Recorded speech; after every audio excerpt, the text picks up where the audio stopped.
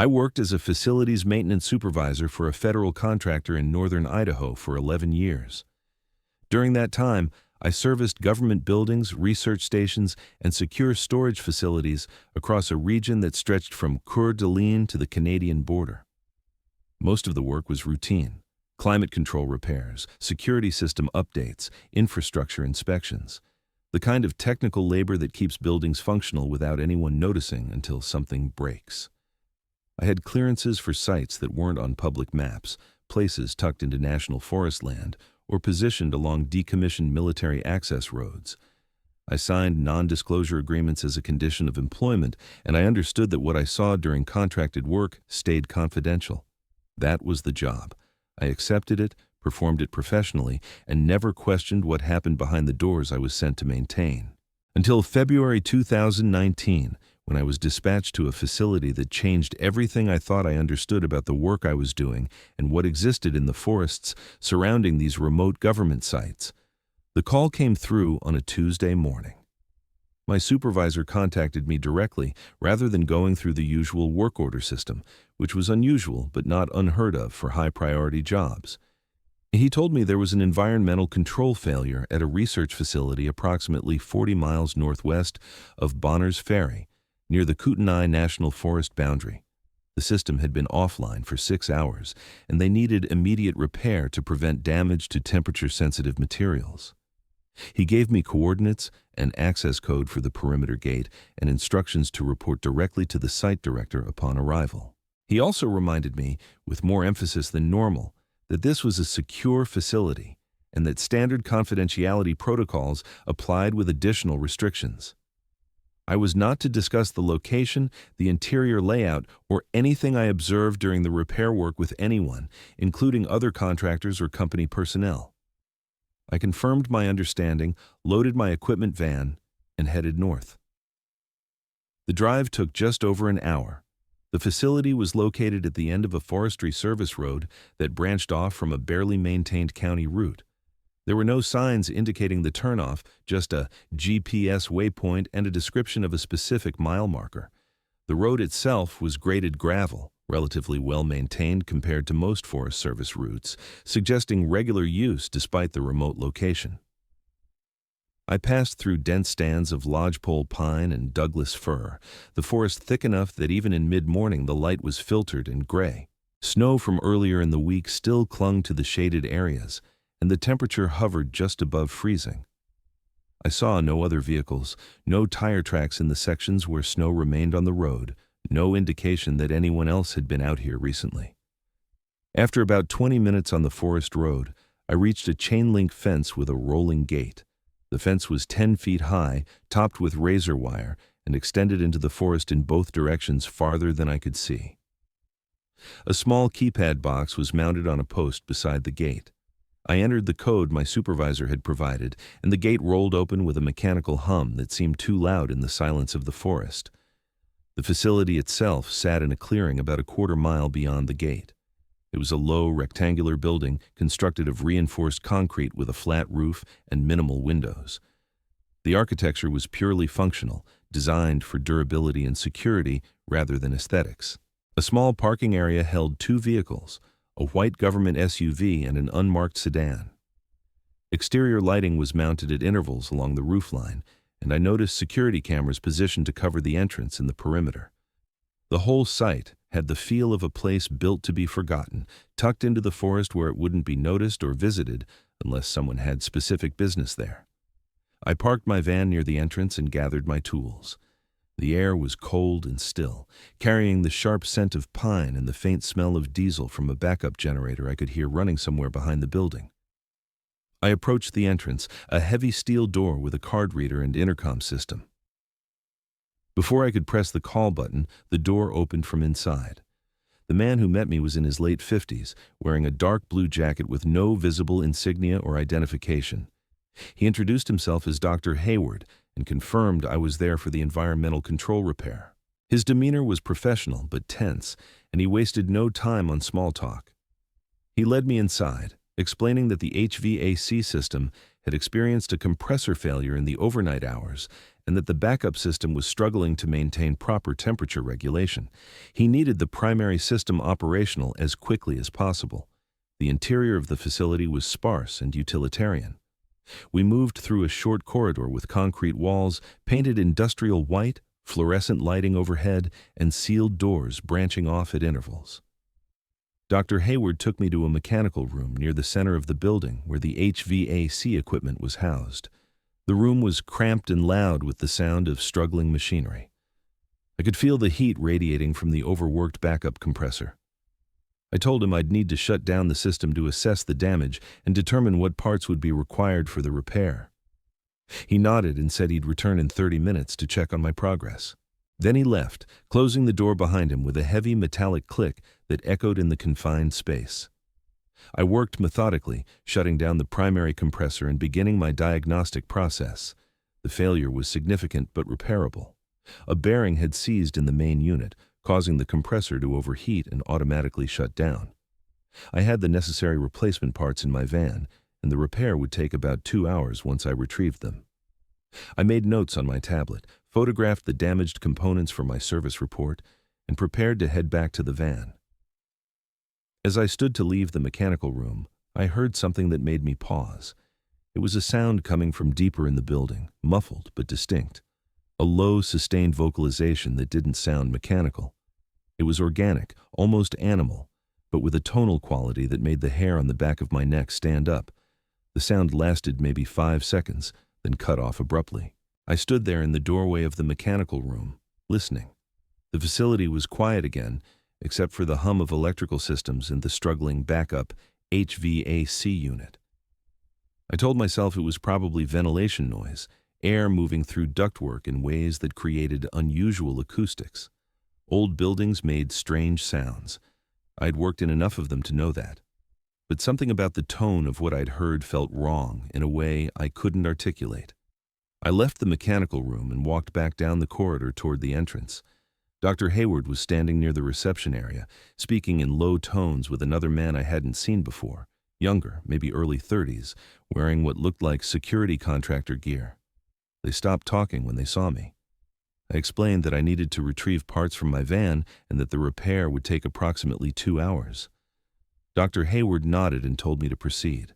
As I walked past them toward the exit, I noticed the younger man was holding a tablet displaying what looked like a facility map with highlighted sections.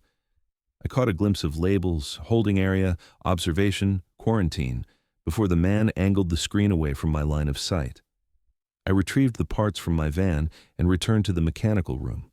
The repair process was straightforward but time-consuming. I replaced the damaged bearing, flushed the refrigerant lines, and ran diagnostic tests to ensure the system would function properly once restarted. During the work, I heard that sound again. This time it was louder, closer, and unmistakably not mechanical. It was a vocalization, deep and guttural, with a rasping quality that reminded me of a large dog growling, but the pitch and resonance were wrong. It was too sustained, too controlled, and beneath the growl there was something else. A higher-pitched component that almost sounded like speech, like someone trying to form words through a throat not designed for human language. I stopped working and listened. The sound came from somewhere beyond the wall to my left, deeper in the facility. It continued for maybe 10 seconds, rising and falling in what felt like deliberate patterns, then stopped. I stood there with my tools in my hands, my heart rate elevated, trying to rationalize what I was hearing. This was a research facility. They could be studying animal behavior, vocalizations, communication patterns. That would explain the sounds. But the location bothered me. We were in the middle of a national forest, miles from the nearest town, in a building designed for security and isolation. What kind of research required this level of remoteness and containment? I finished the compressor repair and restarted the system. It ran smoothly, the temperature reading stabilizing within normal parameters. I cleaned up my work area, packed my tools, and prepared to find Dr. Hayward to confirm the repair was complete. As I left the mechanical room, I noticed something I hadn't seen before. The corridor I was in continued past the entrance area, extending deeper into the facility. There were 3 doors along that section, all closed, all equipped with card readers and what looked like biometric scanners. The doors were labeled with alphanumeric codes rather than descriptive names. One of them, the furthest from where I stood, had a small observation window set into the upper portion. The window was dark, but as I looked at it, I saw movement behind the glass. Something large shifted in the darkness on the other side of that door. I should have walked away. I should have found Dr. Hayward, submitted my completion report, and left. But I didn't. I moved closer to that door, drawn by a combination of professional curiosity and something else, a need to understand what I was hearing, what was being kept in this isolated facility. As I approached, I could hear breathing from behind the door. It was heavy and rhythmic, the sound of something large, inhaling and exhaling with effort. I reached the observation window and looked through the reinforced glass into the room beyond. The interior was dimly lit by emergency lighting, casting everything in shades of red and shadow. What I saw in that moment has stayed with me every day since. The room was large, maybe 30 feet square, with concrete walls and a reinforced floor. In the center of the space was a cage, constructed from heavy steel bars with a framework that looked industrial and permanent. The cage was approximately 12 feet long, 8 feet wide, and 10 feet high. Inside the cage was a creature that should not exist.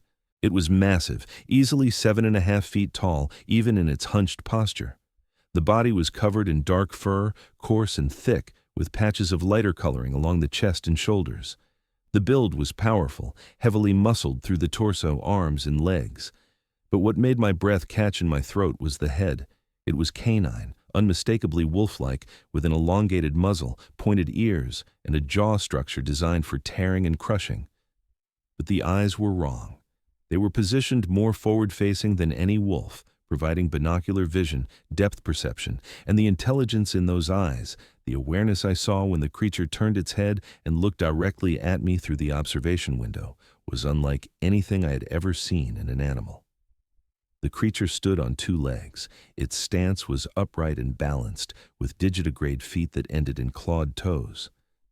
The arms were long and heavily muscled, ending in hands that were a disturbing hybrid of human and canine. 5 digits, including an opposable thumb, each tipped with a curved claw. The creature watched me with absolute focus. There was no confusion in its gaze, no animal curiosity. It recognized me as a human.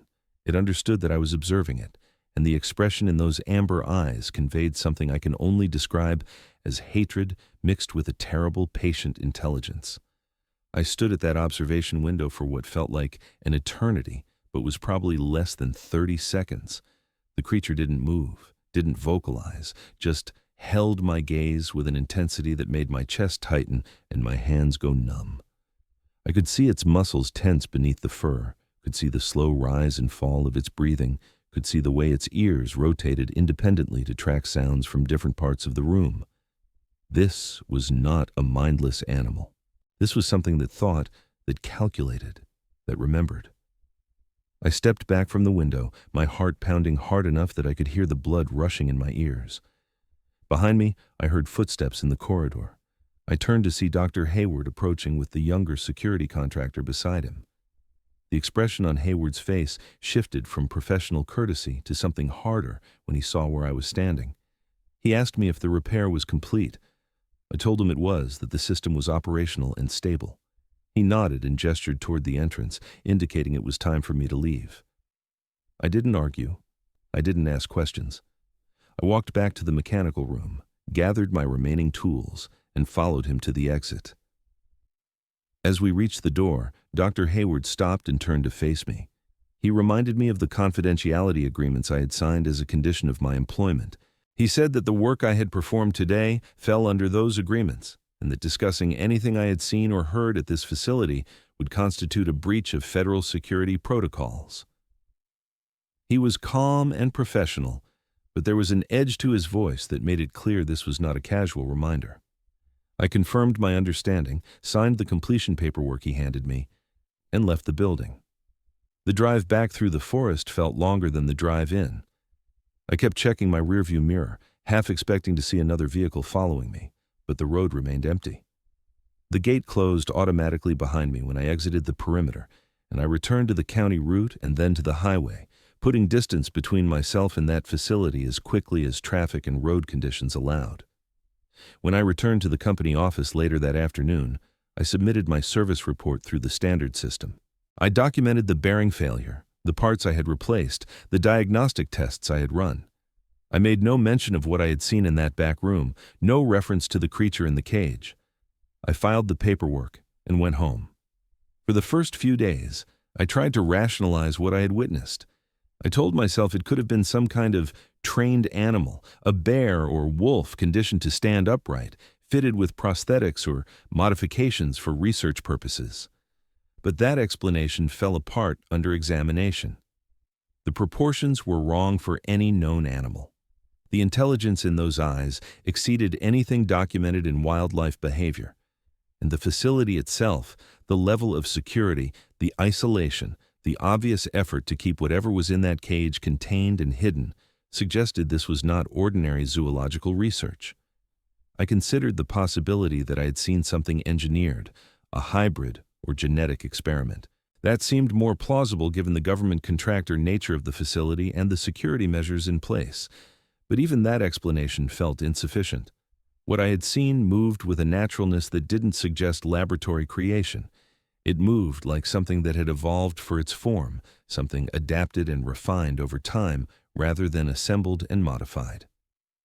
The third possibility, the one I didn't want to consider but couldn't completely dismiss, was that I had seen exactly what it appeared to be, a creature that existed outside our accepted taxonomy, something that had been captured and was being held and studied in a facility designed to keep its existence secret. I went back to my normal work routine, servicing other sites, completing scheduled maintenance, responding to emergency calls. But I couldn't stop thinking about that facility in the Kootenai forest. I started researching, carefully and quietly, using my personal computer at home rather than work systems. I searched for any information about unknown predators in northern Idaho, historical sightings, folklore from the region. What I found was scattered but consistent, reports going back decades of bipedal canine creatures seen in the forests of Idaho, Montana, and eastern Washington. Encounters described by hunters, hikers, forestry workers, people with no apparent motive to fabricate stories. The descriptions aligned with what I had seen in that cage.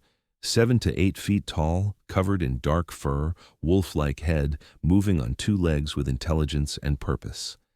The Native American tribes of the region had stories about creatures they called by different names, but all describing similar entities. Forest walkers, wolfmen, beings that existed between the animal and human worlds. I'd dismissed such stories as folklore when I first moved to Idaho, cultural mythology with no basis in reality. Now, I wasn't certain. 3 weeks after my visit to the facility, I received a call from my supervisor. He told me there had been an incident at the site I had serviced in February, that the facility was being decommissioned, and that all records related to work performed there were being transferred to federal archives. He said I should consider any work orders, service reports, and site documentation related to that location as sealed under the confidentiality agreements I had signed. If I was ever contacted by anyone asking about work I had performed at that facility, I was to refer them to the company's legal department and provide no information directly. The tone of his voice made it clear this was not a request. I asked if there had been a security breach or equipment failure.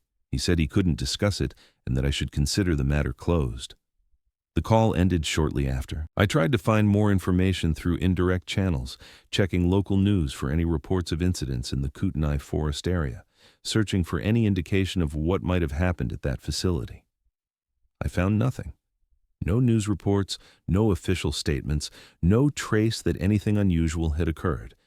It was as if the site had simply ceased to exist in any official record. About 2 months later, I heard something that made me reconsider everything again. I was having coffee with a colleague who worked for a different contractor servicing federal sites in Montana.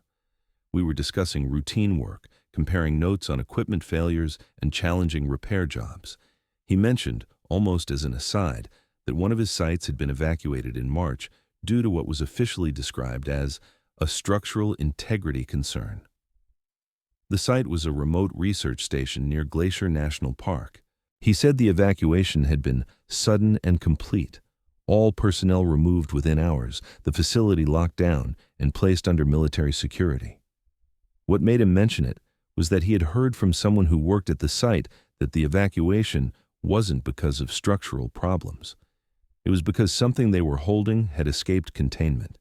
He didn't know what that something was, just that it had gotten out of its enclosure and that the decision was made to abandon the facility rather than try to recapture it. He thought it was probably some kind of dangerous research animal, maybe a predator being studied for behavioral research. I asked him when this happened. He said the third week of March, approximately 3 weeks after my visit to the Idaho facility. I didn't tell him what I had seen. I couldn't without violating the agreements I had signed and risking my employment and possibly worse consequences. But the timeline made me wonder. If something had escaped from the Idaho facility around the time it was decommissioned, and if a similar facility in Montana was evacuated shortly after due to a containment breach, were these events connected? Were there multiple sites holding these creatures? And if one or more had escaped, where were they now? I started paying closer attention to news from the region, looking for any reports that might indicate unusual predator activity. I found scattered accounts that could be relevant. Livestock kills attributed to wolves or bears, but with unusual characteristics. Hikers reporting encounters with something large and bipedal, seen briefly at distance. Campers describing sounds in the night that didn't match known wildlife. None of it was definitive, but the pattern was there if you knew what to look for. The incidents clustered in northern Idaho, western Montana, and northeastern Washington, all within the general region where I had worked. I haven't been back to that facility. I don't know if it still exists or if it was dismantled after whatever incident led to its decommissioning. I don't know what happened to the creature I saw in that cage, or whether it's still contained somewhere else or if it's free in the forests where I used to feel comfortable hiking and camping. What I do know is that my understanding of what exists in the wilderness areas of the Northwest has fundamentally changed. I used to think the greatest dangers in those forests were bears, mountain lions, extreme weather, the usual hazards that come with remote wilderness. Now I know there's something else out there, something that our government is aware of, something they're studying and attempting to contain. Whether they're succeeding or failing at that containment, I can't say. But I think about that creature I saw, about the intelligence in its eyes, about the size and power of its body, about the cage that was built to hold it. And I think about how many other facilities might exist in other remote locations, how many other cages might be holding similar creatures, and what would happen if those containment systems failed. I still work as a maintenance supervisor. I still service government contractor sites across the region. But I've made it clear to my supervisors that I'm not available for emergency calls to remote facilities, that I prefer to work on sites with regular staffing and established security protocols. They've accommodated that request without asking for explanations. Maybe they know why I'm making it. Maybe they've had other contractors come back from isolated sites with similar concerns. I don't ask, and they don't tell. I've thought about going public with what I saw, about finding a way to document or report the existence of that facility and what it was holding. But I know how that would end. I'd be dismissed as unreliable, my employment would be terminated for breaching confidentiality agreements, and I'd face potential legal consequences that could include criminal charges. More importantly, I have no proof. I didn't take photographs. I didn't record the sounds I heard. I only have my testimony, and testimony without evidence is easily discredited and forgotten. So I stay quiet, keep working, and try not to think too much about what I saw through that observation window. But I've changed how I approach the wilderness. I don't hike alone anymore in remote areas. I don't camp in locations that are more than a few miles from established trails or roads. When I'm in the forest, I pay attention to sounds and movements in ways I never did before.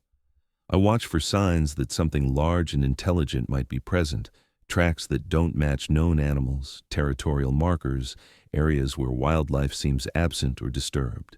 I've never seen anything definitive since that day at the facility, but I've felt watched on more than one occasion, felt that pressure of unseen observation that makes your instincts scream that you're not alone.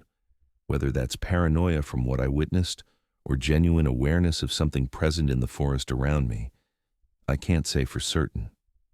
What I can say is that the forests of northern Idaho and the surrounding region hold secrets that most people will never know about. There are facilities hidden in the wilderness, conducting research on subjects that would fundamentally challenge our understanding of North American wildlife if they were ever made public. And there are creatures in those forests, whether contained in cages or free and moving through the wilderness, that represent something beyond our current biological classification systems. I don't know if the creature I saw was a lone individual or part of a larger population. I don't know if it was captured in the wild or bred in captivity. I don't know what research was being conducted or what the ultimate purpose of that facility was. What I know is what I saw with my own eyes, what I heard with my own ears, and what that knowledge has done to my sense of safety in places I used to consider familiar and predictable. The wilderness is not empty. It is not fully cataloged or understood, and some of what exists in those wild places is being kept secret for reasons I can only speculate about. Whether that secrecy is justified for public safety or whether it represents something darker, I cannot determine from my position. I'm just a maintenance supervisor who happened to see something I wasn't supposed to see, who happened to look through an observation window that should have remained unnoticed. That single glance changed everything for me, and I carry the weight of that knowledge every day. If you spend time in the remote wilderness areas of the Northwest, understand that what you've been told about the wildlife in those regions may not be complete. There are things moving through those forests that are not bears or wolves or mountain lions. There are presences that watch and calculate and remember. And there are facilities hidden in the most isolated locations where these presences are studied and contained, sometimes successfully and sometimes not.